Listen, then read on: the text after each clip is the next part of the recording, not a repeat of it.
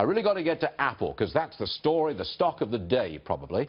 It's been slapped with a $14.5 billion tax bill from the European Union. Got to talk about that with everybody here. That will be Ash Webster, Liz McDonald, Todd Horwitz, Mike Murphy, Peter Marisi, Uncle Tom Cobley, and...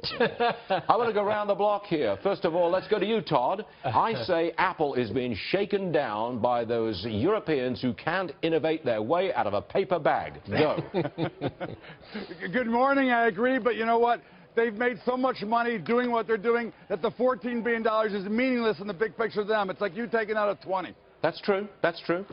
Shakedown. I'm calling it a shakedown, Mike Murphy. Yes. It's a total shakedown. And the thing that people need to understand here is that not only is Apple going to appeal this ruling, but Ireland, the country, is also going to appeal this ruling. So it's now the European Commission overstepping, I would argue, overstepping their boundaries and telling Ireland that they needed to collect more tax from Apple when they're saying they didn't. They did exactly what they were supposed to do. So I think this has much more far-reaching implications than what we're seeing. This $14.5 billion, by the way, represents all of Ireland's healthcare budget and 66% of its social welfare budget. And even to Mike's point, they are fighting it because they realize how important investment is, especially from these big tech companies, in their economy. The big tech companies will leave Dublin. I've seen a the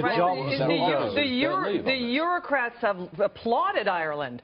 They've said, this is great, you've turned yourself into a tax haven. U2's Bono has said that. This is the Eurocrats encroaching on a sovereign nation's power to tax, period. It's jealousy. Peter Marisi, there surely will be other big American companies which face exactly the same problem in Europe. I'm thinking Google, maybe?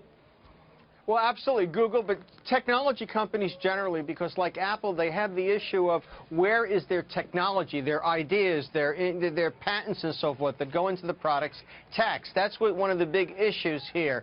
I mean, after all, the stuff is developed in the United States. They pay royalties to American companies or their subsidiaries abroad. So those taxes should really belong to us, not the Europeans. In addition to the Irish government coming down hard on this, look for Treasury to weigh in with Apple this time. What does that mean, belong to us?